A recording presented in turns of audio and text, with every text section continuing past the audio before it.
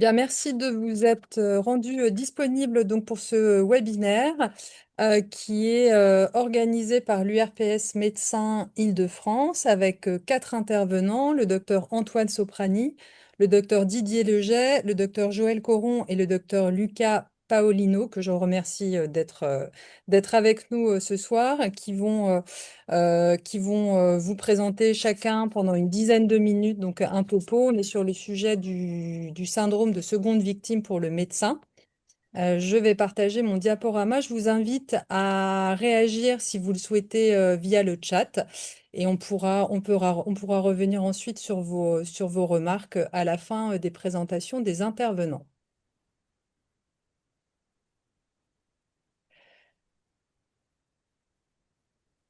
Donc l'URPS Médecins Île-de-France, c'est une organisation professionnelle qui a pour objet de représenter les 20 000 médecins qui ont un exercice libéral sur la région francilienne, 12 000 médecins spécialistes et 8 000 médecins généralistes. C'est une organisation professionnelle qui est constituée sous un mode associatif, animée par 60 médecins qui ont un exercice libéral, 30 spécialistes et 30 généralistes qui sont élus tous les 5 ans par l'ensemble des médecins qui ont un exercice libéral. Donc, si vous exercez en Île-de-France, vous êtes appelé à voter de manière régulière. Ces médecins sont issus de syndicats qui donc représentent les libéraux. Et nous sommes une équipe de salariés pour mettre en œuvre les actions qui sont proposées par ces médecins. Les missions de l'URPS Île-de-France sont multiples. Elle est l'interlocuteur principal de l'Agence régionale de santé et elle intervient sur toutes les questions qui impliquent la médecine libérale. Donc, on vous en a cité quelques-unes, l'offre de soins, la permanence des soins, les activités soumises à autorisation et l'installation. On va donc laisser la parole ce soir à quatre intervenants qui vont se succéder. On commence par le docteur Antoine Soprani, chirurgien viscéral et digestif. Bonsoir à tous. Merci de vous être connectés à ce webinaire. Donc, j'espère qu'il va vous être utile. Je voulais d'abord quand même remercier les URPS parce qu'ils m'ont accueilli maintenant il y a quelques années. J'ai eu la chance d'être élu, représenter les médecins libéraux. Et j'ai toujours été écouté. Ils m'ont toujours écouté dans mes idées. Et cette idée, en fait, je la traîne quand même depuis maintenant quelques années. Parce que vous comprenez bien que si j'ai décidé de parler de ce sujet, c'est que c'est un sujet forcément qui m'a concerné. Et donc, je pense que parmi vous, ceux qui sont connectés ce soir ont également peut-être été confrontés au syndrome de la deuxième victime, de la seconde victime. Et je pense que c'est très important qu'on en parle tous ensemble, avec bienveillance.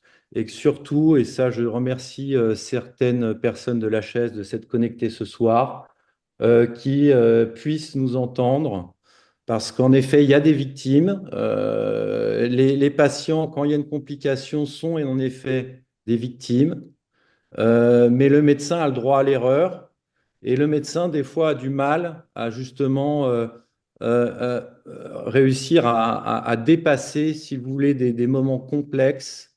Et on peut considérer, même si ça peut choquer certaines personnes, de dire que des médecins peuvent être une victime collatérale d'une complication arrivée à un patient. Donc, tu peux passer à la diapo suivante, Nathalie. Donc, une deuxième raison pour laquelle, quand même, moi, je m'axe beaucoup là-dessus, c'est que, bon, j'ai aussi une expertise dans la certification et l'accréditation des médecins. Et quand j'ai vu apparaître, suite au Covid, la nouvelle certification, je me suis dit, ah, ça y est, c'est bon. On a travaillé pendant le Covid, pendant tous, beaucoup. Ça a été très compliqué. Ça a été dur. Le soir, on rentrait chez nous, on avait quand même des gens qui nous applaudissaient dans la rue. C'était un moment pour moi qui était un moment assez unique. Malheureusement, les choses s'oublient assez vite. Et quand on regarde, vous voyez cette fameuse case de troisième pilier, la santé du professionnel, malheureusement, elle est quand même assez vide. Et c'est quand même un triste constat. Diapositive suivante. Voilà, donc ce qui a été un déclic pour moi, vous voyez, ça a été cet article qui a été publié par un cardiologue de Baltimore au Johns Hopkins Hospital. C'était donc au début des années 2000. Vous verrez à la fin de ma présentation que ça a pris une ampleur au niveau de tous les États-Unis avec de nombreux établissements qui ont suivi son élan et donc qui décrit exactement, si vous voyez, ce qui se passe dans la tête d'un spécialiste ou d'un généraliste suite à une complication grave avec un médecin. Donc, je ne vais pas voilà, le texte est en anglais. Vous verrez qu'il y a beaucoup de publications anglo-saxonnes, beaucoup de publications d'autres pays, très peu de publications françaises, extrêmement peu. Il y a quelques lignes dans un rapport de l'HAS récent sur le syndrome de la seconde victime, mais sur à peu près 40 pages, il y a deux lignes sur le syndrome de la seconde victime, sur le rapport des erreurs médicales. Donc bon, moi, j'ai pas besoin de vous relire ça, étant donné que moi, je l'ai vécu, c'est-à-dire que j'ai pris en charge mon premier, j'ai été confronté à ça la première fois dans ma carrière, mais ensuite, ça m'est arrivé à d'autres reprises, il y a à peu près 4 ou 5 ans, où j'ai pris en charge une femme qu'on suivait déjà depuis des années, qui avait un problème de santé assez important. Elle avait beaucoup de comorbidités, jeune, avec 5 enfants, dans un état de précarité, avec des séquelles de poliomyélite dans l'enfance. Après plusieurs rendez-vous avec cette patiente, j'ai fini par accepter de l'opérer en lui expliquant les risques. Je pensais lui rendre service. Malheureusement, les choses se sont mal terminées pour elle.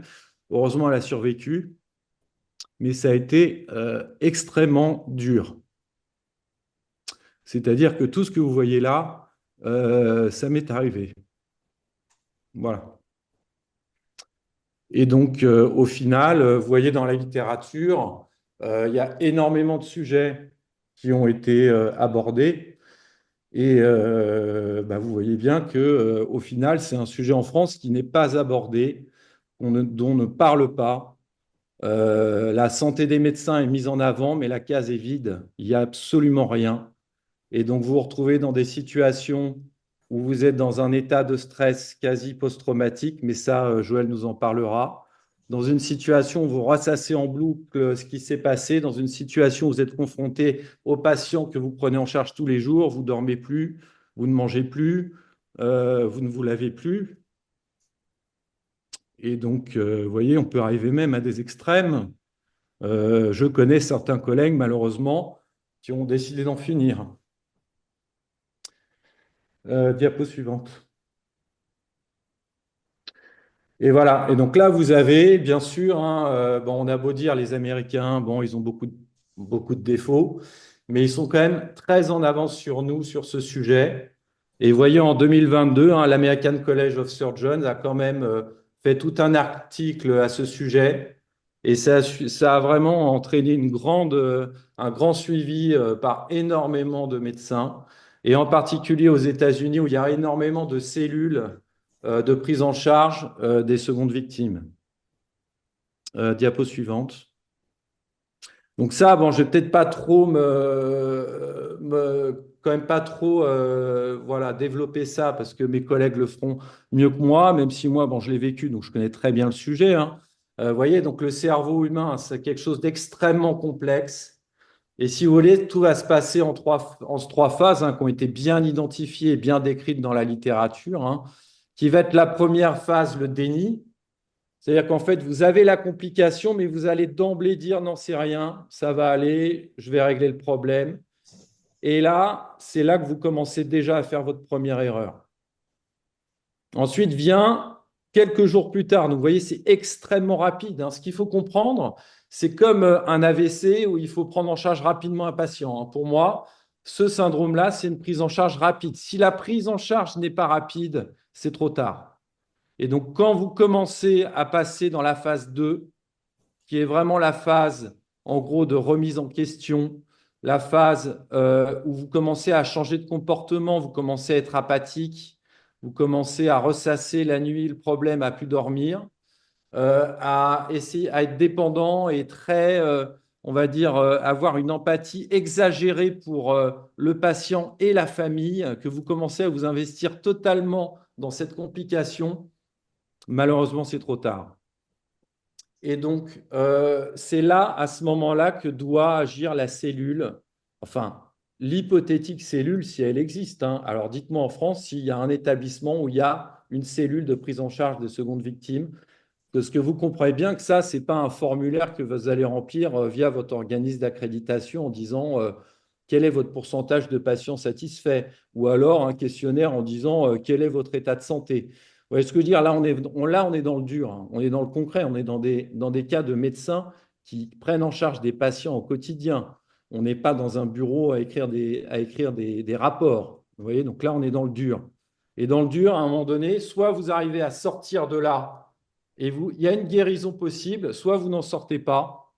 Et là, malheureusement, il y a une consolidation et ensuite une pratique de la médecine défensive avec tout ce qui en découle. C'est-à-dire qu'en gros, ce qu'il faut comprendre, c'est qu'on est là à nous rabâcher tous les jours, faites des RMM pour éviter que les choses qui sont passées une première fois ne se repassent pas, faites des analyses, mais on pourra faire toutes les analyses qu'on veut. Si on ne prend pas en charge le médecin, il va rentrer dans une médecine défensive, il va avoir des séquelles cognitives, il va avoir une altération de la qualité et de la sécurité des soins pour ses patients. Il va commencer même à se demander, et moi ça m'est arrivé, à avoir des complications avec un patient en me disant, vaut mieux qu'il meure, ça sera plus facile pour moi. Et donc, en gros, on est quand même dans une situation extrêmement complexe où ensuite il y a un retentissement direct sur la santé du praticien, des conduites addictives, des troubles du sommeil, des burn-out, et voire forcément des drames familiaux. Diapo suivante. Voilà, donc là, je vais peut-être... Non, oui, juste avant, s'il te plaît, Nathalie. Voilà. Donc là, bon, je vais aller très vite, hein, vous voyez, c'est ce qu'on va vous expliquer là maintenant, comment ça se passe, hein, c'est-à-dire le support émotionnel immédiat avec une prise en charge rapide du praticien par un autre praticien qui a, entre guillemets, de l'expertise et qui va essayer d'aider tout de suite. On va aller voir le praticien à qui c'est arrivé, on va essayer de lui apporter des solutions. On va surtout essayer de faire un partage d'expérience. On ne va pas le juger. On ne va pas lui dire non plus minimiser les choses. Surtout pas. Il ne faut pas minimiser l'affaire. Il faut comprendre que c'est une chose importante. D'accord? Et ensuite, il va falloir, la deuxième étape qui est extrêmement importante, va être tout de suite ce qui va se passer par rapport au patient s'il est encore en vie et aussi par rapport à la famille. C'est-à-dire quel discours aborder, quelle information délivrer, où, dans quel lieu, quel timing, à quel moment. Est-ce que le praticien doit s'excuser ou pas s'excuser? Donc ça, vous verrez, Didier a une réponse sur le sujet. Chacun son analyse. Mais il y a des études de la littérature qui disent que pour justement la meilleure guérison du praticien, si elle estime avoir fait une erreur, il peut en effet la digérer et dire en effet, là j'ai fait une erreur, je m'en excuse. Et ce n'est pas pour autant qu'après, ça se passera mal. Ça peut en effet mal se passer, mais ça peut en effet bien se passer. Moi, j'ai eu des expertises où j'ai admis que je m'étais trompé, je n'ai pas été condamné. Et ensuite, on passe bien sûr aux autres étapes qui sont les étapes entre guillemets, bon, celles-ci qui sont beaucoup plus connues, hein, qui sont la rédaction des événements indésirables, les RMM, et puis ensuite, le suivi du praticien sur le long cours pour justement essayer de voir, essayer d'évaluer son état de santé et pas le laisser de côté. Donc ça, vous voyez, surtout la case RMM, on reste quand même voilà, hein, quand même dans des choses qu'on écrit, des rapports qu'on écrit. On est en dehors complètement du sujet de la vraie santé du médecin. Et donc, vous voyez en bas à droite, hein, The Rise, hein, Resilience and Stressful Events, hein. Donc ça a pris un essor énorme aux États-Unis, hein, suite à l'article publié par le docteur Wu. Et maintenant, vous avez partout aux États-Unis un RISE, hein, qui s'est développé pour justement prendre en charge ces praticiens. Donc une aide pour les praticiens, mais une aide aussi pour les patients. Parce que voilà, hein, vraiment le message important que j'aimerais que tout le monde entende, hein, c'est qu'un praticien qui ne va pas bien, ça va encore augmenter les événements indésirables, ça va encore augmenter les complications. Donc c'est la clé de la réussite. Et là, on est, je le répète, dans le dur et dans le concret, hein. On n'est pas dans un bureau à rédiger des articles, hein, ni des recommandations. Voilà, je laisse la parole alors voilà, donc ça, bon, c'est justement le fameux tableau que je vous invite tous à recueillir et que vous aurez tous en fin de réunion, hein. Installez chez vous, dans vos établissements de santé ou dans vos groupes de praticiens, des cellules seconde victime. Hein, c'est pas extrêmement compliqué, hein, c'est du compagnonnage, hein, c'est du compagnonnage. Il faut trouver un leader. Il faut comprendre aussi une dernière chose, et ça va être redit, que généralement les premières victimes, les médecins les plus fragiles, c'est généralement les plus méticuleux et ceux qui ont le plus d'empathie pour les patients. Mais ça sera dit aussi par les intervenants suivants. Voilà, je laisse la parole aux autres. Merci Antoine, docteur Leget, à vous.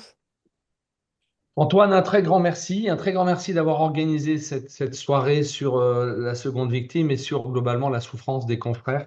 Et puis tu l'as fait avec beaucoup de pudeur, mais tu as évoqué tes propres douleurs lorsqu'il y a eu des mises en cause et ça te donne une légitimité importante. Et c'est difficile, et je crois que le docteur Coron nous en reparlera, pour les chirurgiens en particulier, d'accepter l'idée que on n'est pas des demi-dieux et que on peut avoir le droit, nous aussi, de souffrir et d'exprimer sa souffrance. Un grand merci à Nathalie Nicolas d'avoir organisé tout ça. Et un grand merci aux autres participants. Diapo suivante. Donc, moi, ça fait à peu près 30 ans maintenant que je suis syndicaliste. 30 ans qu'après avoir été président du syndicat des internes et des chefs, je m'intéresse à défendre les collègues. Et tout naturellement, quand on défend les collègues, comme tu viens de le dire, on s'intéresse à ceux qui souffrent. Et quand on s'intéresse à ceux qui souffrent, progressivement, on arrive dans le monde de l'assurance ou les mises en cause médico-légales. Et j'ai un conflit d'intérêts ce soir, puisque vous le savez, je suis courtier et assureur. Et donc, je ne suis pas là pour parler de mon métier, je suis là pour parler de la souffrance des collègues qu'on rencontre via les compagnies d'assurance pour les procédures pénales, disciplinaires ou civiles. Et je vais un petit peu vous emmener dans mon monde à moi, qui est un monde quotidien, avant que notre collègue le docteur Coron vous amène dans le monde de la prise en charge psychiatrique et docteur Paolino vous raconte là aussi son travail d'analyse. Diapositive suivante. J'aimerais rappeler que cette seconde victime, ça arrive à tout le monde et on a deux grands chirurgiens qui ont été condamnés à interdiction d'exercice, qui est Philippe Mouret, et à trois blâmes, qui est le docteur Raoul Palmer. Les deux, directement et indirectement, ont participé à la révolution de la célioscopie. Et donc, le fait d'être condamné, le fait d'être poursuivi, ça peut nous toucher tous, nos illustres patrons ou des chirurgiens ou des médecins plus humblement et moins bien connus. Diapositive suivante.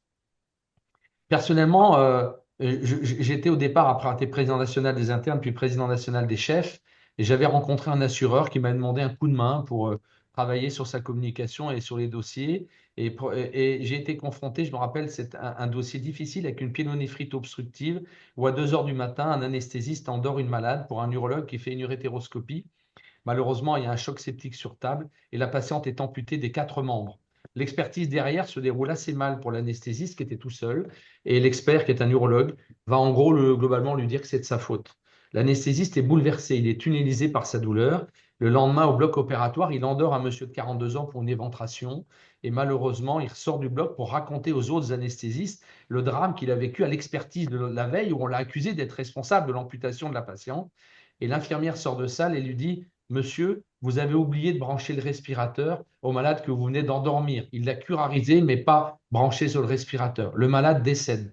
L'anesthésiste rentre dans son bureau, il s'injecte une ampoule de cellocurine et l'anesthésiste se suicide.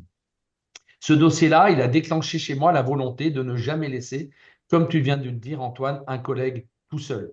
Et depuis, j'en ai rencontré beaucoup. Un gamin qui fait un bronchospasme sur circoncision, le gamin décède. Un gamin qui fait une complication de Takotsubo sur une circoncision inconnue, le chirurgien qui est embarqué et l'anesthésiste en sont à la 5e expertise. Un enfant qui a une paraplégie après une péridurale entraînera le suicide d'un jeune collègue chef de clinique en anesthésie à Montpellier. Vous vous en rappelez, c'était en 2010. Un accident de couveuse où un enfant est brûlé, le chef de service de pédiatrie va s'immoler par le feu. Une néphrectomie avec soi-disant une erreur de côté avec un chirurgien pédiatre qui va devenir ensuite médecin PMSI. En fait, il n'y avait pas d'erreur de côté, mais l'enfant avait un rein qui était mal situé, qui était un rein sigmoïde qui se baladait dans le ventre. La varicocèle avec une célioscopie qui se traduit par une plaie artère et veineuse et un urologue qui se retrouve embarqué dans une procédure médiatisée parce que l'oncle du gamin était journaliste et l'urologue va vivre des moments très difficiles Heureusement, il ne se suicide pas. Un médecin anesthésiste qui voit le soir à la prévisite 45 malades et qui va prescrire du Clamoxyl à la place de la clindamycine chez un patient qui est allergique à la pénicilline et qui va mourir d'un choc septique. Tous ces dossiers, c'est des réalités qui entraînent des souffrances très importantes chez les collègues. Et à chaque fois, comme tu l'as dit, Antoine, c'était des médecins bienveillants, gentils et empathiques qui ont été ravagés par des procédures médico-légales. Et certains d'entre eux sont devenus des médecins PMSI, des maraîchers pour une urologue, des experts judiciaires qui ont arrêté l'exercice ou des médecins du travail. Donc, c'est un impact très important pour ces victimes secondaires d'un accident médical qui les bouleverse, d'autant plus que le droit a évolué, qu'aujourd'hui, tu le sais, les procédures CCI gratuites avec un rendu en 4 mois ont transformé l'aléa médical en accident médical qui entraîne des procédures médico-légales difficiles. Diapositive suivante. Alors, les Anglais ont publié, les Américains sur la salon victime, mais je veux rendre hommage à deux médecins. D'abord, Yves Léopold, médecin généraliste à Avignon, qui le premier a travaillé sur les suicides des médecins quand il a démontré que 14% des causes de décès chez les médecins actifs étaient liées au suicide, contre 6% de la population générale. Et Léopold, qui était un très brave homme et qui est décédé malheureusement en 2013 ou 2017, pardon, avait distingué 5 situations peut-être sur lesquelles le docteur Coron viendra, des situations à risque. Et au niveau des conseils départementaux de l'ordre, où je suis élu depuis des années, on fait attention quand les collègues sont divorcés, qu'ils arrivent à des comportements addictifs, qu'ils ont des difficultés financières. Le contentieux, c'est la goutte d'eau qui va faire déborder et le collègue va se suicider. Les professions qui se suicident le plus, probablement parce qu'ils ont accès à des médicaments facilement, c'est efficace des anesthésistes, paradoxalement plus les femmes que les hommes. Et les causes, c'est l'épuisement, la suractivité, les troubles du sommeil, mais je pense que le docteur Coron en reparlera. Comment on évite cette dérive? On va y revenir rapidement. Il faut ne pas hésiter à aller rendre service aux collègues. Il faut faire attention à protéger nos familles et l'interface boulot-famille. Il faut accepter, on va revenir sur la deuxième campagne Doc à ton doc de notre ami Max, apprendre à dire non aux patients et savoir rentrer à la maison pour se ressourcer. Diapositive suivante. Le deuxième qui a beaucoup communiqué, c'est un anesthésiste, Max-André Doppia, qui malheureusement est mort d'un infarctus en 2017. Et Max-André a fait une campagne en disant « Dis doc, t'as ton doc », pour nous inciter, vous en reparlerez, le docteur Paulino et le docteur Coron, sur l'importance de savoir, nous aussi, médecins, se mettre en position de patients. Diapositive suivante. Alors, pour accélérer un petit peu, les mises en cause, surtout les chirurgiens, on en a, et c'est indiscutable. Et voyez la fréquence publiée. C'est sûr, si on est médecin généraliste, le risque d'une mise en cause médico-légale, le risque d'être une seconde sinistre, c'est très rare, tous les 128 ans. Donc, par contre, quand on arrive à la neurochirurgie ou au chirurgien viscéral, c'est une procédure tous les ans et tous les 2 ans. Donc, penser qu'on évitera un jour d'être une seconde victime, c'est une absurdité. Et c'est pour ça que j'ai développé au niveau de l'assurance le fait d'être à l'écoute, d'accompagner et d'aider les collègues mis en cause. Diapositive suivante. Alors, le premier mécanisme, Antoine, tu l'as dit à demi-mot, c'est la tunnelisation, c'est le fait qu'on est tout seul et on est embarqué dans notre problématique, on est embarqué dans le malade qui ne va pas bien et on est incapable d'en sortir. Diapositive suivante.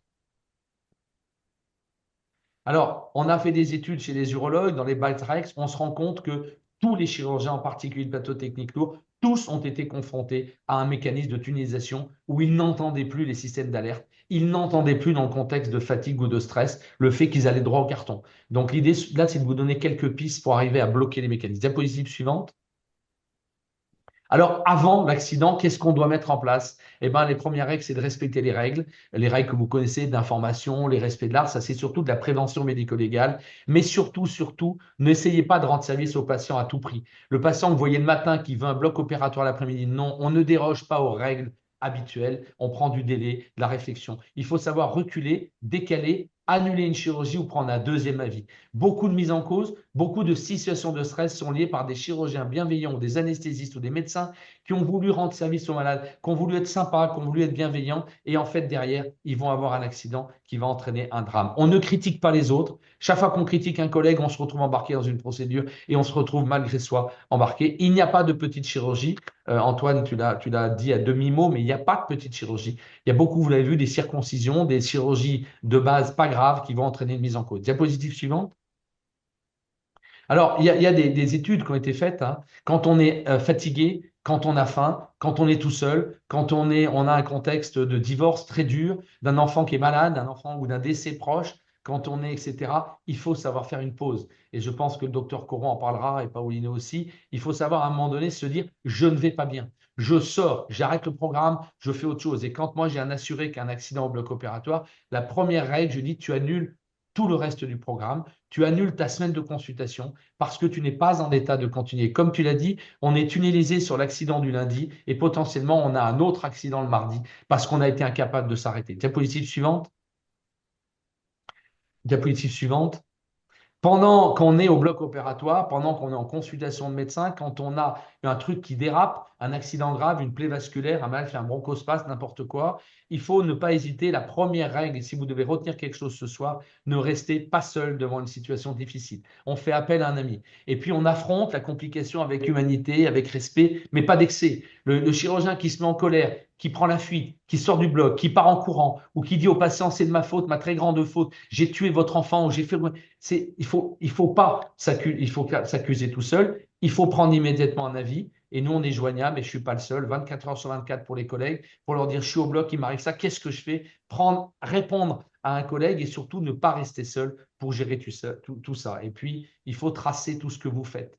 Tu l'as dit, Antoine, quand on a un accident, il y aura une expertise, on va y revenir. Si votre dossier est vide, si vous n'avez pris aucune note, si vous n'avez pris aucun avis, ce sera très compliqué de vous sortir d'affaire et de vous défendre. Diapositive suivante. Euh, il y a des études en sécurité aérienne qui ont démontré que lorsqu'on est en difficulté, il faut savoir exprimer ce qui est en train de se passer, il faut savoir écouter et accepter qu'un collègue intervienne, il faut faire l'appel à un ami et il faut savoir s'arrêter. Ça saigne beaucoup, on met des chants, on comprime, on appelle à l'aide et puis on se pose 2 minutes pour réfléchir. Diapositive suivante.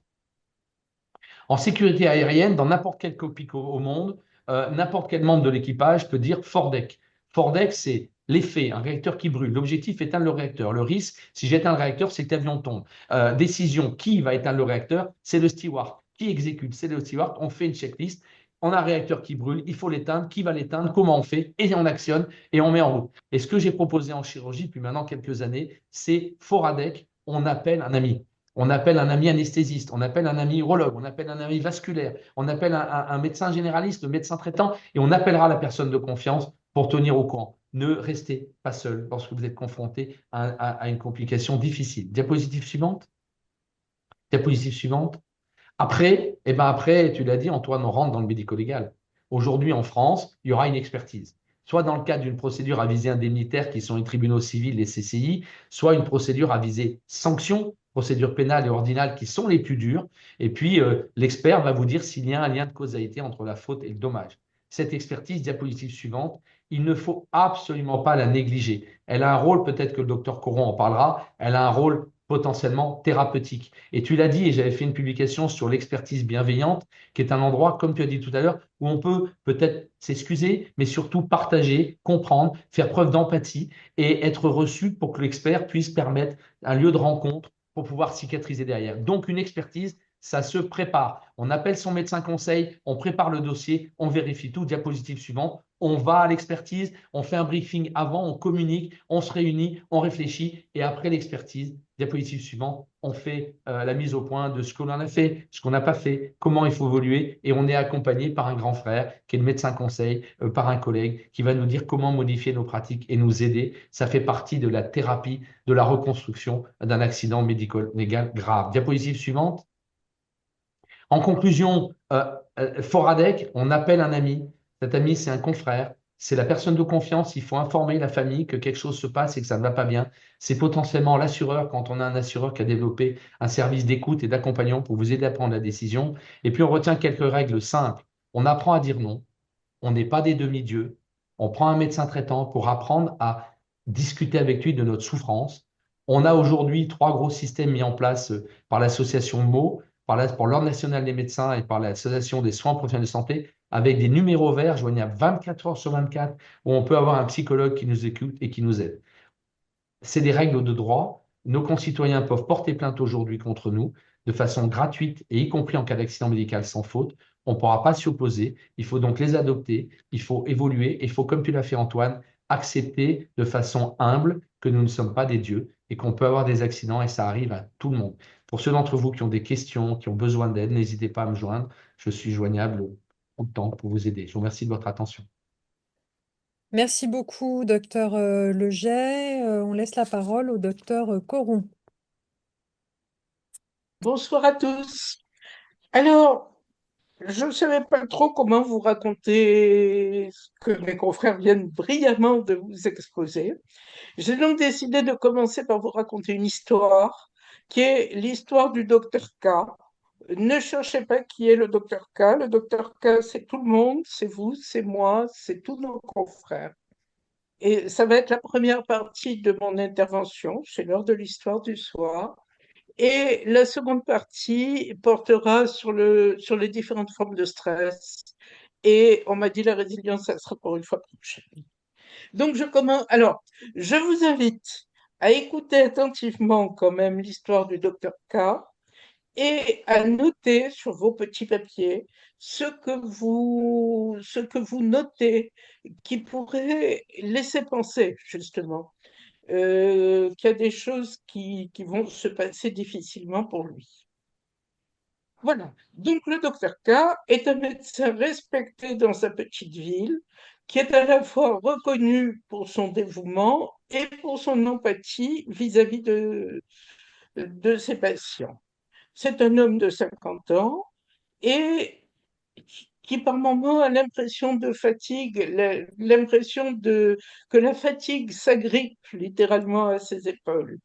En plus, il fait face à une épidémie de gastro-entérite qui ravage sa petite ville, donc il est tout le temps sur le pont. Et puis, tout d'un coup, il lui tombe une plainte pour négligence devant le Conseil de l'ordre, assortie d'une plainte au pénal pour perte de chance d'une patiente qui vient de décéder. Alors, cette patiente, c'est Madame L, qui connaît très très bien. On a presque envie de dire qu'il ne connaît qu'elle. C'est une patiente polyalgique qui se plaint tout le temps et dont les plaintes ont déjà lassé plus d'un médecin. Et ce vendredi soir, elle vient de se présenter à son cabinet à l'heure où il allait fermer, sans rendez-vous, se plaignant d'un mal de ventre atroce, dont elle dit c'est atroce, docteur, ça dure depuis 3 jours. Bon, le docteur K se souvient bien du vendredi soir en question. Il faisait à la fois humide et froid avec cette espèce d'humidité qui colle partout. Il était fatigué, il avait faim, il avait encore sauté son repas de midi, mais c'est qu'un repas de midi en plus. Comme d'habitude avec cette patiente, l'examen clinique a été compliqué. Elle se meut difficilement, avec beaucoup de lenteur. Dès qu'il l'effleure, elle couine, elle se plaint. Il note une petite défense abdominale, mais de rigidité franche. Et bon, il s'est un peu rapidement convaincu, encore un coup de la gastro-entérite, et il n'a pas demandé de NFS.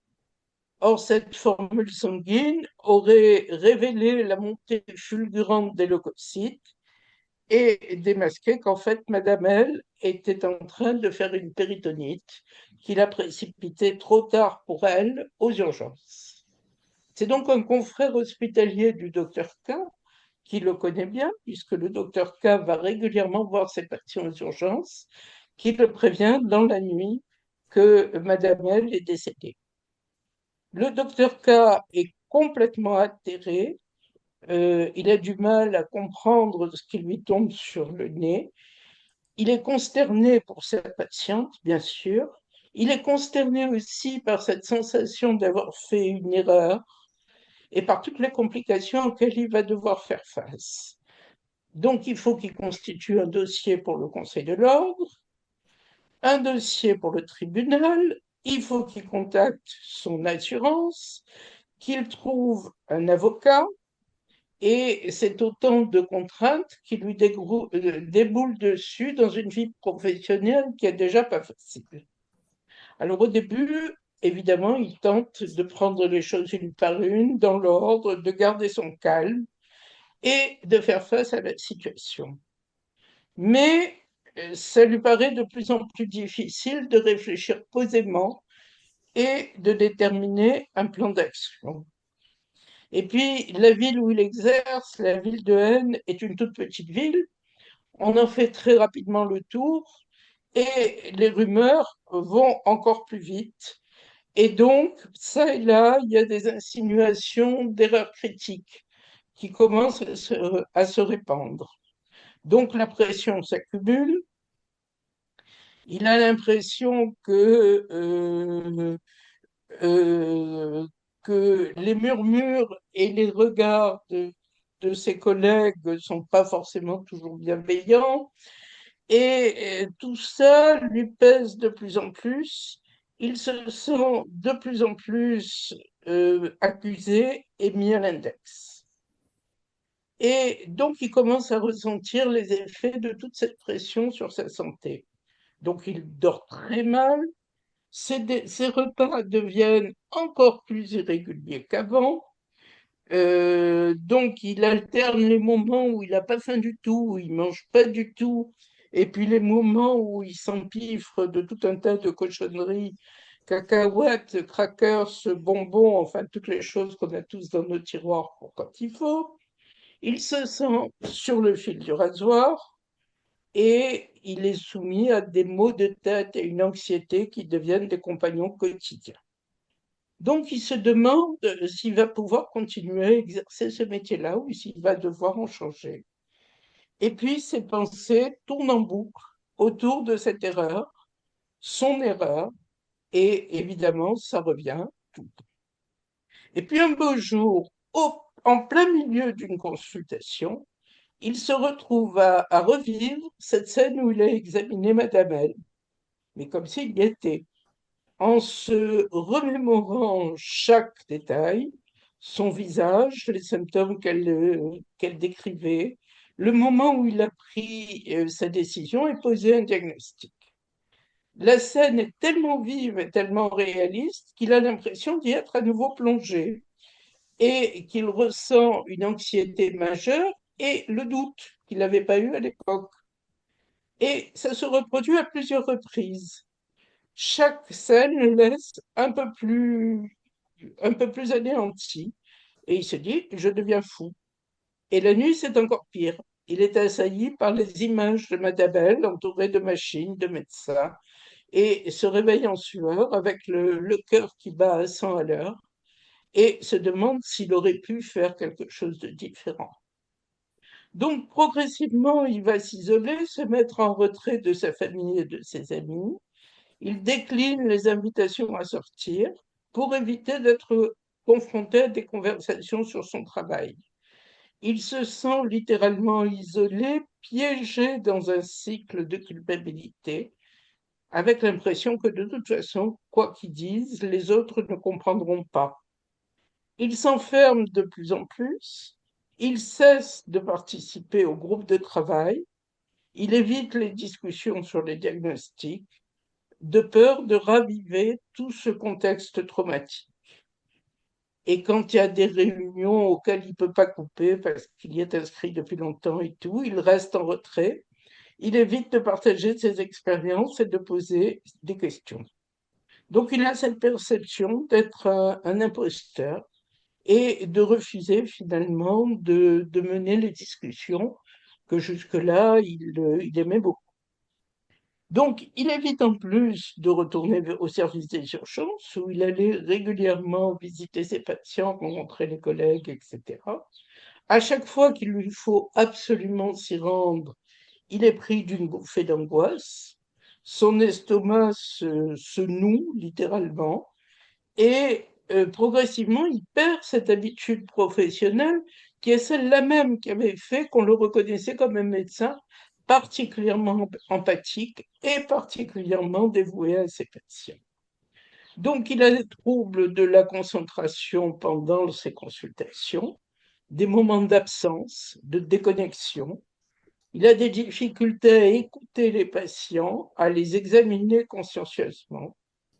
Et entre les allers-retours un peu affolants du fantôme de Madame L et sa peur d'un nouveau problème, il redouble d'efforts, il se cramponne littéralement à son métier et il s'épuise en aggravant sa fatigue et son anxiété.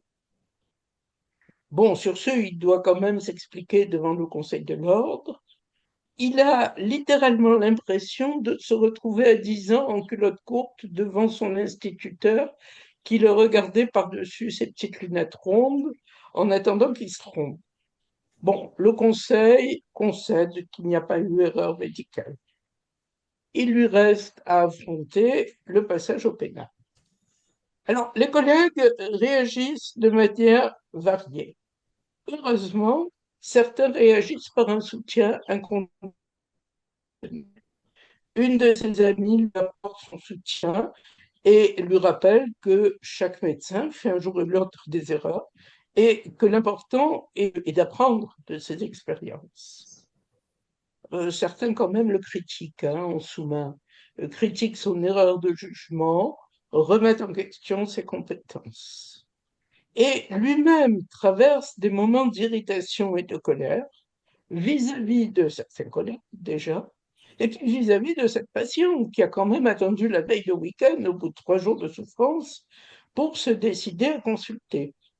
Alors il se récite un peu en boucle que la médecine n'est pas une science exacte. Bah, ça ne le console pas vraiment. Un soir, à bout de nerfs, il se dit, je vais encore pas dormir. Il s'autorise un petit verre de whisky, et puis suivi de quelques autres.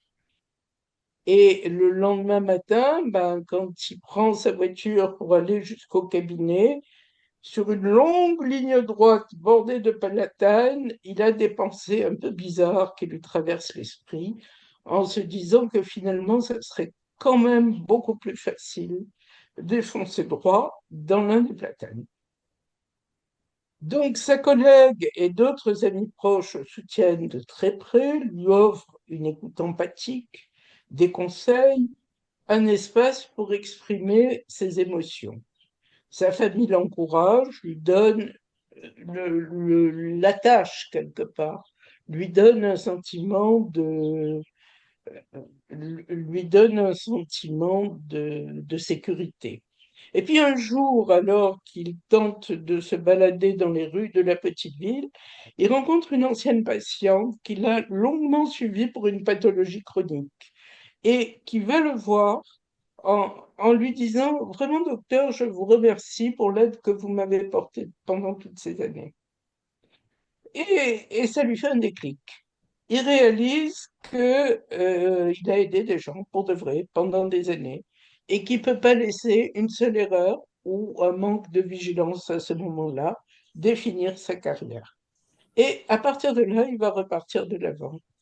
Il s'engage dans des formations, dans des séminaires, et lors d'une réunion d'équipe, un de ses confrères va prendre la parole pour dire mais moi, ton histoire me touche terriblement et me fait peur.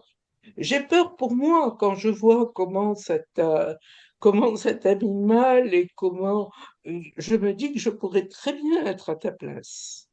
Et c'est à ce moment-là que le docteur K réalise qu'il est la seconde victime de cette erreur.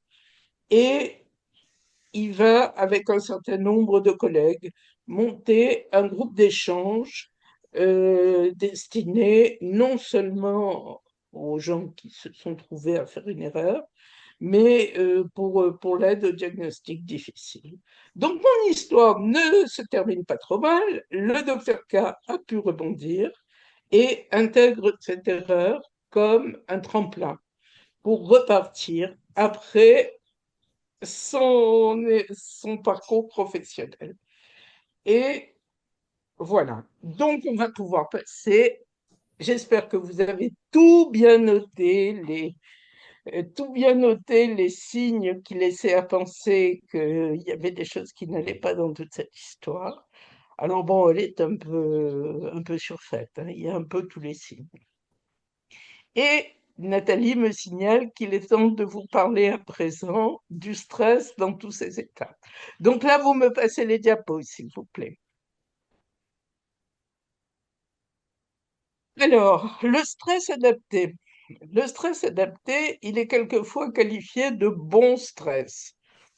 vocable que j'aime pas trop parce que le stress, c'est le stress, ça vous abîme le cœur, ça, tout ça, mais c'est quelque chose qui va vous pousser à vous dépasser. C'est-à-dire, vous allez avoir un coup d'adrénaline qui va vous permettre de soutenir une situation difficile. Cependant, c'est une réaction qui est très coûteuse en énergie. Et si la situation de stress est trop prolongée, l'organisme s'épuise. Donc, le stress adapté mobilise l'ensemble des ressources d'un individu et permet d'avoir une réaction le plus adaptée possible à la situation. Mais n'oubliez pas que c'est un capital épuisable et que vous n'allez pas pouvoir tenir des siècles et des années là-dessus. Donc, il redescend soit sous forme de courbe en cloche, soit sous forme de petites oscillations qui ramènent à la normale. Diapo suivante.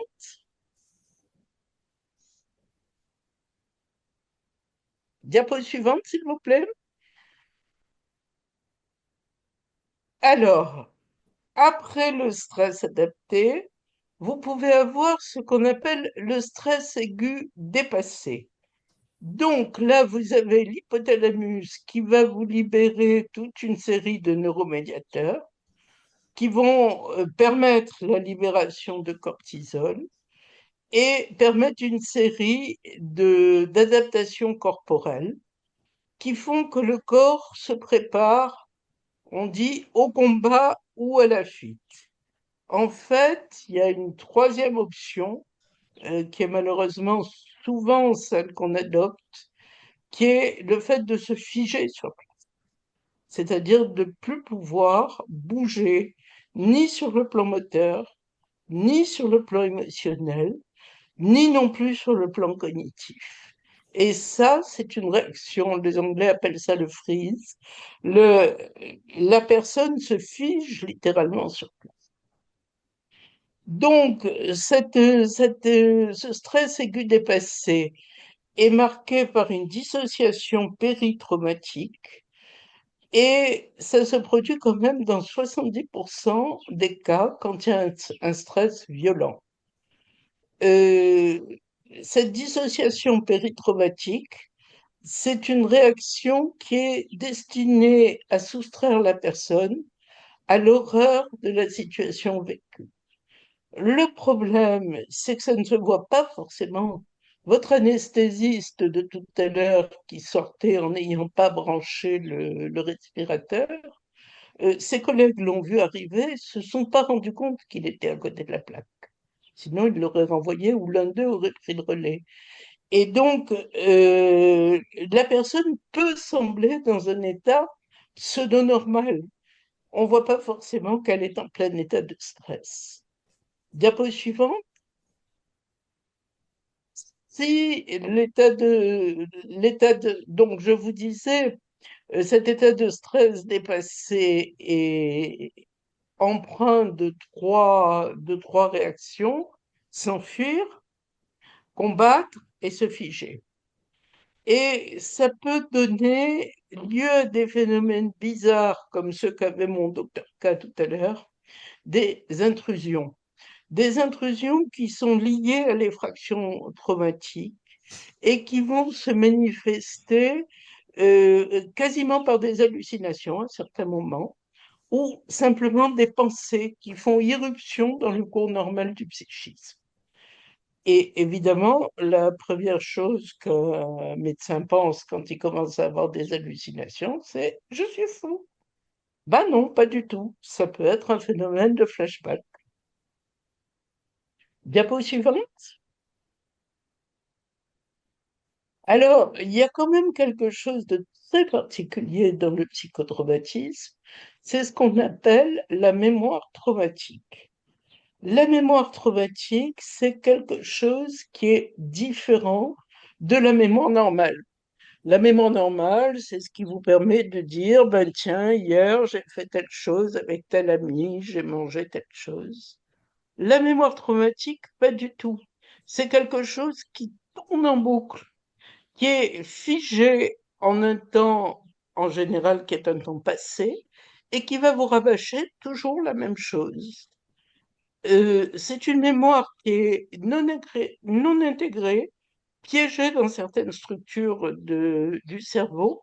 En fait, le rapport habituel entre l'amygdale et l'hippocampe est rompu et l'amygdale continue à seriner toujours la même chose, pendant que l'hippocampe, sous l'influence de toutes les hormones qui sont déversées, devient incapable d'encoder le souvenir. Donc, l'amygdale va bloquer toute représentation mentale et empêche en même temps le contrôle émotionnel. En retour, le cerveau tente de se défendre en inhibant le circuit émotionnel. Et c'est ce qui va donner aux personnes qui sont victimes de ce stress post-traumatique, ils vont donner aux autres l'impression que à la fois ils sont là et pas là. Ils sont plus dans le coup, ils sont à côté. Diapo suivante. Donc, c'est une mémoire qui est complètement hors temps, qui est une sorte de capsule temporelle et qui peut à tout moment envahir le champ de la conscience, comme le fantôme qui revenait là dans l'histoire du docteur K. À tout moment, au moment le plus imprévu, vous pouvez avoir cette... Alors, c'est pas le passé qui revient, c'est comme si on était à nouveau dans le passé. Et la personne ne peut pas intégrer cette portion de mémoire. Diapo suivante. Ah ben voilà. Alors, quand c'est pas traité en temps, et le temps, plus on attend, plus ça va être long à traiter. On va arriver au trouble de stress post-traumatique. Le trouble de stress post-traumatique survient un mois après un événement stressant. Certains disent que c'est la seule pathologie qui change de nom au bout d'un mois. Le premier mois, on est dans le stress aigu, après on passe dans le post-traumatique. C'est une pathologie, c'est une vraie saloperie, hein. La cause déclenchante, c'est l'exposition à la mort ou à quelque chose qui est perçu comme une menace de mort. La blessure grave, etc., etc. Et le fait d'être soumis à des expositions répétées est bien évidemment quelque chose qui favorise encore le stress post-traumatique. Le deuxième critère est tout bête, il faut que ça ait duré plus d'un mois pour qu'on soit dans le post-traumatique. Diapo suivante. Vous allez avoir des critères cliniques, 4 critères cliniques qui s'ajoutent aux critères précédents. Donc les reviviscences, ce que je vous disais tout à l'heure, les flashbacks, ces petites horreurs sur pattes qui sont que tout d'un coup, vous vous retrouvez dans la situation traumatique. Et c'est pas des souvenirs, c'est quasi des hallucinations dans les pires des cas. Et à chaque fois, vous retrouvez le sentiment de détresse, des pensées, des perceptions qui ramènent à l'épisode traumatique. Vous avez également des troubles neurovégétatifs. Alors, le plus banal, c'est que les gens ne dorment plus ou très mal. L'irritabilité, le changement complet de caractère, c'est-à-dire des gens qui jusque-là étaient cool, pacifiques, etc., qui vont être à cran littéralement et mordre tout ce qui bouge. Des difficultés de concentration. Quand on est médecin, c'est pas un bon plan. L'hypervigilance, c'est-à-dire à la fois la personne qui est dans cet état-là veut tout maîtriser et puis tout lui échappe. Des réactions de sursaut exacerbées et des réactions physiologiques exacerbées où on a l'impression que le corps part littéralement en vrille. Alors, parallèlement à tout ça, ce qui va rendre les appels à l'aide difficiles, ça va être les comportements d'évitement. Quelqu'un qui est dans un épisode de stress post-traumatique va éviter tout ce qui le ramène à l'événement traumatique. Donc, les pensées, les sentiments, les conversations, aussi les activités et les lieux, d'où le désintérêt qui va manifester par rapport à un certain nombre d'activités. Il va y avoir une forme de restriction affective. C'est pour ça que la famille souffre souvent quand il y a un problème comme ça qui se pose, et une difficulté à penser l'avenir. Plus de projets, plus de projections vers l'avenir, parce que comment peut-on penser à l'avenir quand on a la mort derrière soi? Donc après, vous avez tout un tas de modifications comportementales, dont le blâme de soi-même et des autres, la négativité ou le sentiment qu'on est à l'écart des autres, qu'ils ne peuvent pas comprendre ce qui arrive. C'est pour ça que c'est difficile pour les médecins qui développent un trouble de stress traumatique d'appeler à l'aide. C'est pas seulement qu'ils sont orgueilleux, plus forts que tout le monde et tout, c'est qu'ils sont dans une pathologie qui fait qu'on se laisse engloutir sans rien dire. Diapo suivante. Alors, le risque du stress post-traumatique, le risque majeur, c'est le suicide. Le risque de suicide est multiplié par 15, ce qui est absolument énorme. Bon, quand les gens ne se suicident pas, dans 80% des cas, ils évoluent bien quand même. Et le dernier critère que je vous ai listé, c'est les conséquences que ça va avoir sur les conséquences psychosociales du stress post-traumatique qui vont toucher tous les secteurs, qui vont toucher une forme d'incapacité sociale parce que les gens se mettent en retrait, une incapacité professionnelle, surtout quand l'origine du stress post-traumatique est dans la profession, et une incapacité relationnelle parce qu'ils n'iront plus vers les autres. Ils n'auront plus envie d'échanger et donc ils vont littéralement se rétracter et s'enfermer dans leur souffrance, avec des complications dans toutes les sphères possibles, la sphère familiale, la sphère professionnelle, et des risques accrus d'addiction et d'abus d'alcool ou de drogue. Et je crois qu'on est une profession particulièrement exposée dans les deux cas. Je crois que j'ai fini, je me disais. Voilà. Merci beaucoup, docteur. Et on laisse la parole maintenant au docteur Luca Paolino. Bonsoir à tout le monde. Merci Antoine et aux collègues de l'URPS pour cette invitation. Je vais vous présenter les résultats d'une étude que on vient de publier sur l'impact des complications sur une population de chirurgiens bariatriques en France. Moi, personnellement, je suis hospitalier, je suis chef de service à Créteil. Et en parallèle, j'ai une double casquette, j'ai fait de la chirurgie de guerre avec Médecins sans frontières. Et c'est au retour d'une des missions des MSF que j'ai eu l'idée de cette étude.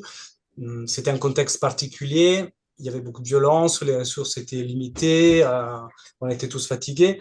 J'ai réalisé que Médecins sans frontières me proposait avant, pendant et après chaque mission un support psychologique.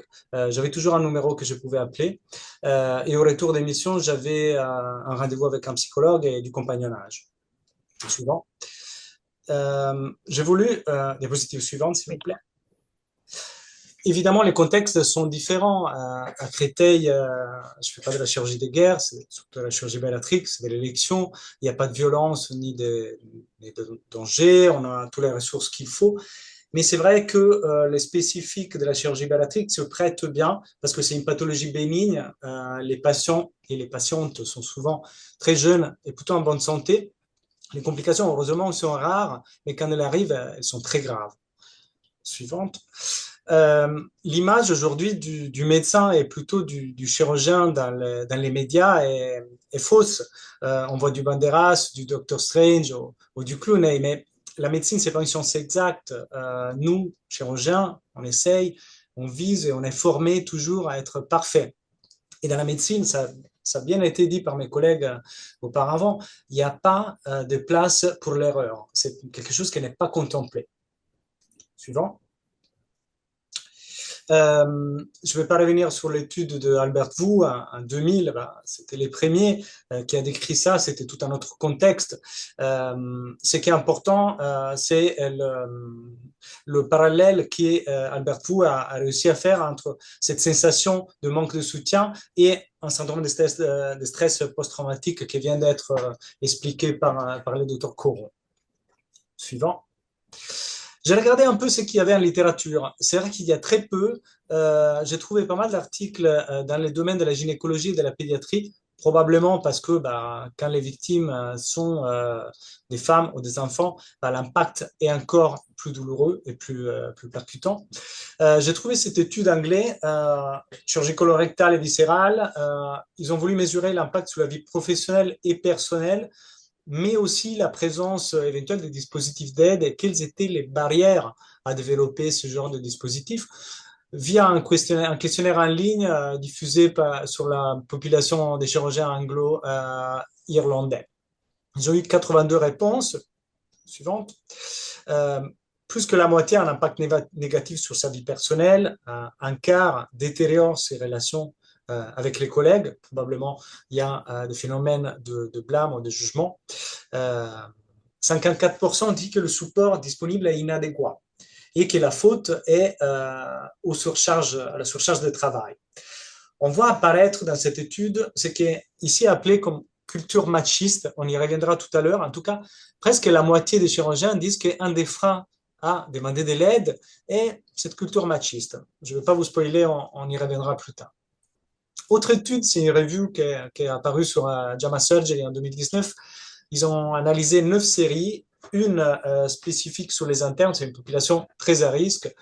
Ils ont sorti 4 thèmes. Le premier, ce sont les conséquences émotionnelles néfastes, tout ce que Albert Wu a décrit et que mes collègues ont déjà bien expliqué, colère, frustration, tous les sentiments négatifs qu'on ressent, nous, chirurgiens, nous, praticiens, lorsque on est atteint de syndrome de seconde victime. Il y a des mécanismes de réponse, ce ne sont pas toujours les meilleurs. On essaie de parler avec les collègues, les amis, la famille, mais aussi, et on le verra plus tard, on augmente notre utilisation d'alcool ou bien on fait recours aux substances illicites. Quels sont les mécanismes de soutien institutionnel et les obstacles? Alors, on parle beaucoup des RMM, c'est vrai, elles sont très diffusées, c'est un dispositif qui en France est présent à peu près partout, mais c'est vrai que l'RMM, comme a été dit tout à l'heure, est un dispositif qui est très utile pour analyser la situation, mais pas vraiment utile pour aider la personne en cause et qui est en difficulté. Encore dans cette étude, on voit réapparaître ce que tout à l'heure a été appelé culture machiste. Ici, c'est la culture chirurgicale, toujours un frein. Qu'est-ce que c'est? C'est la fierté de nous, chirurgiens, le fait de ne pas vouloir montrer ses défauts et de ne pas savoir admettre qu'on a fait des erreurs. Et puis, le quatrième thème, ce sont les conséquences dans la pratique clinique.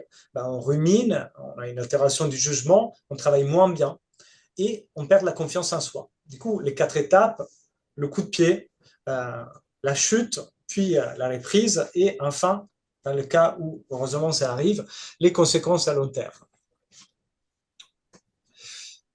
C'est vrai, en France, on l'a déjà vu tout à l'heure, je pense que c'était Dr Léjoie qui en a parlé, il y a des dispositifs qui existent, mais ils sont très peu sollicités. Soutien à seconde victime, je vous invite à aller regarder les sites, mots, ils permettent de débriefer, de rencontrer un professionnel aidant et d'avoir un soutien psychologique. Moi, j'ai découvert que ces dispositifs existaient parce que je me suis intéressé au sujet, mais personne ne me les avait présentés. Du coup, je pense qu'il faut aller dans ces directions. Suivant. Il y a des hôpitaux qui ont essayé de mettre en place déjà des dispositifs, mais c'est assez rare. Montpellier, il a fallu un suicide d'un médecin pour y penser. À Nîmes, depuis 2018, il y a une cellule apparemment, mais qui aurait été déclenchée que 2 fois. Et puis à Toulouse, j'avais notion qu'à l'Oncopole, il y avait une étude pilote sur la création d'une cellule que je pense n'avait pas encore vu le jour. Notre étude était visée à mesurer l'impact de ce syndrome de la seconde victime dans le domaine de la chirurgie bariatrique. Quelles étaient les conséquences pour les soignants, les mécanismes de défense et les aides. Du coup, suivante, on a diffusé, après validation du comité scientifique de la Société Savant, un questionnaire évidemment anonyme à tous les chirurgiens de la SOFCO. On a considéré comme complication le clavier supérieur à 3 et on a effectué des analyses univariées et multivariées. Dans les questionnaires, on a voulu analyser tout d'abord les profils personnels pour identifier un peu la typologie qui pouvait éventuellement exposer aux complications. La typologie et volume d'activité professionnelle, les émotions ressenties ainsi que les défenses, et puis les soutiens s'ils étaient présents et les obstacles. Alors, les chirurgiens bariatriques en France sont jeunes, ils ont répondu beaucoup, hein, il y a eu 40%, 130 réponses, la plupart c'est des hommes, 62% sont représentés dans le privé, 64% adhèrent à un centre spécialisé, et je pense que c'était un biais vu que c'était ça les canaux de diffusion. 91% sont un couple, ils ont une relation stable, on a vu que le fait d'être séparés peut influencer l'évolution, et la pratique sportive est assez diffusée. La presque totalité, ça c'était plutôt évident, 99% des chirurgiens interviewés ont déclaré avoir eu besoin de gérer leur stress suite à un événement indésirable, avec un impact d'environ 40% négatif, évidemment, au niveau de la vie privée et 41% au niveau de la vie professionnelle. Si on regarde les résultats au niveau des émotions, alors on retrouve tout ce qu'Alberto avait décrit. Troubles du sommeil, 44%, anxiété, presque la moitié, préoccupation pour les patients, heureusement, la presque totalité, on n'oublie pas qu'on est des soignants, 41% perdent confiance en soi, 53% se sont coupables, suivante, et 19, presque 20% ont envie de changer de travail. Vous pouvez avancer, s'il vous plaît, Nathalie. Revenez. Pour ce qui sont les mécanismes de défense, alors les psychologues et les psychiatres sont très peu sollicités parce qu'on a peur d'y aller, mais aussi parce que probablement ce sont des dispositifs auxquels on a très peu d'accès dans les structures hospitalières ou dans les cliniques. On a vu que la population interviewée est une population assez sportive, mais aussi qui rumine, qui essaie de discuter en famille, entre les collègues, et dans 7,4%, déclare avoir augmenté son utilisation d'alcool, des médicaments et des drogues. Et on sait bien que ces chiffres sont sous-estimés. Vous pouvez avancer. Quels sont les soutiens en place? Alors, les RMM, on en a parlé tout à l'heure, très bien pour analyser le sujet et l'événement, moyen pour venir à secours d'un praticien qui est en difficulté. Il y a le travail en binôme, pas toujours possible, probablement, encore moins possible dans les structures privées que dans les structures publiques, où on est plus nombreux. Aucun pour 40%. Qu'est-ce qu'ils aimeraient? Ils aimeraient pouvoir avoir un binôme, une épaule sur laquelle s'appuyer. Un psychologue, des RMM, peut-être un groupe de paroles, en tout cas un espace où verbaliser ça, mais surtout, un quart des chirurgiens interviewés déclarent vouloir avoir un arrêt de travail suite à un événement indésirable, un moment de pause. Et ça a été bien dit par le docteur Léjoie, après un événement, on ne peut pas retourner au combat tout de suite. Quels sont les obstacles? Alors, on n'a pas envie d'accabler, on a vu la photo, hein, on est des chirurgiens, on est des super-hommes. Et puis, dans notre étude, ça ressort aussi la culture machiste, 47,1%. On a peur du jugement des collègues. Évidemment, la charge de travail, ça, je ne vous l'apprends pas, 60% pensent que ça soit à l'origine de ce genre de difficultés. Et puis, les problèmes de communication de l'équipe. On a vu tout à l'heure un parallèle très intéressant avec les pilotes d'avion.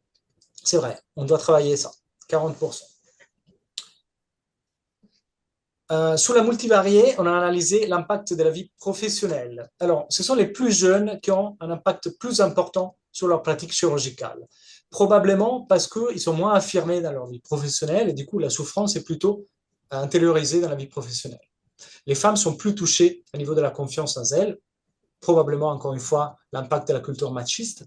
Et puis malheureusement, sport et méditation dans nos données n'ont pas donné un effet bénéfique, en tout cas à niveau statistique, sur le syndrome de la deuxième victime, et c'est pas pour ça qu'il faut pas en faire.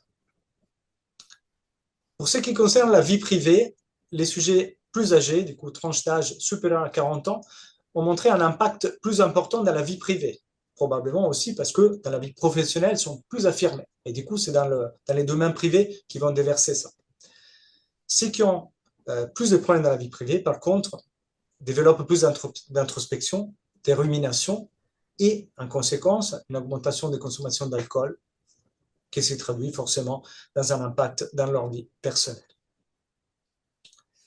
Notre étude est la plus grande cohorte sur le sujet, mais ça compte peu parce que c'est juste une goutte d'eau dans la mer. La presque totalité des interviewés ont déclaré avoir besoin de gérer leur stress. Du coup, c'est un vrai problème qu'il faut analyser. Le syndrome de la seconde victime, dans notre expérience, impacte de façon importante, 40% environ, la vie professionnelle, mais aussi la vie personnelle des soignants, avec des émotions qui sont négatives, la culpabilité, l'anxiété, la perte de confiance et l'envie de changer de travail. Suivante. Il n'y a pas assez de mesures de soutien. 39% contre 10% de la littérature. Du coup, on n'est vraiment pas bon sur ça. Les stratégies d'adaptation qu'on a retrouvées sont plutôt dans la sphère privée, à démontrer que, encore une fois, aujourd'hui, dans notre vie professionnelle, il y a énormément de travail à faire. Les obstacles sont la charge de travail, pour ça, c'est un sujet très vaste, et la culture machiste, raison pour laquelle il faut développer cette culture du soin du soignant et développer des dispositifs de soutien. Merci. Merci beaucoup, docteur. On arrive au bout des présentations diapo. Merci à tous, hein. Merci Didier, merci Joël, merci Paolo. Donc, merci d'être intervenu. Donc, il y a quand même eu beaucoup de participants, hein, Nathalie, je crois. Oui, et le docteur Briol voudrait prendre la parole. Je vais lui donner Voilà, donc beaucoup de la participants. possibilité. Donc, Présidente de l'URPS. c'est un sujet qui suscite vraiment beaucoup d'intérêt et j'espère que nos tutelles qui sont là ce soir et qui écoutent vont prendre vraiment au sérieux ce problème. Et je pense que le nombre de participants, ça démontre bien que c'est un sujet vraiment qui tient à cœur tous les médecins. Valérie, vous pouvez vous exprimer. Très bien. Alors moi, je tiens à remercier tous les intervenants. Déjà Antoine qui a bien insisté pour ce projet et moi je le soutiens. On avait déjà fait, donc moi je suis la présidente de l'URPS et je suis aussi rhumatologue de mon côté. Il se trouve par hasard que j'ai une assurance que connaît bien Monsieur Leget. Et nous avions fait en début, c'était l'année dernière, un topo avec le docteur Nuss, que doit connaître le docteur Coron, sur la résilience. Et c'était très, très bien construit. C'était au sujet du retour de Covid. Donc, c'était la première fois, alors il y a eu du monde qui est venu, c'était la première fois où on commençait à prendre en considération le médecin. Le médecin qui n'est plus une machine, qui est devenu tout d'un coup un être humain. Et c'est incroyable, en fait. Il faut attendre 2025 pour se rendre compte qu'un médecin est un être humain. Au point que nous, on a tellement d'abnégation qu'on n'est même pas capable de s'en rendre compte. Il faut que ça soit un organisme extérieur qui dise « Ah tiens, prenez un médecin traitant ». Donc en fait, moi déjà, rien que sur le principe de suggérer et mener jusqu'au bout ce projet de webinaire, merci Antoine et merci à vous tous les intervenants. Mais j'espère qu'il aura déjà provoqué en chacun de nous l'idée qu'il faut aussi qu'on s'occupe de soi et que ça va être important pour continuer à surmonter. Docteur Coron qui a dit bah oui, essayez d'avoir des temps pour vous, essayez de penser à ce qu'il faut faire. Enfin, tous, vous avez décrit que c'était essentiel parce qu'il faut qu'on soit super solide et on n'est pas Dieu, disait Antoine, et on n'est pas Superman. Donc, parfois, on ne peut pas y arriver tout seul. Donc, merci beaucoup pour cette alerte.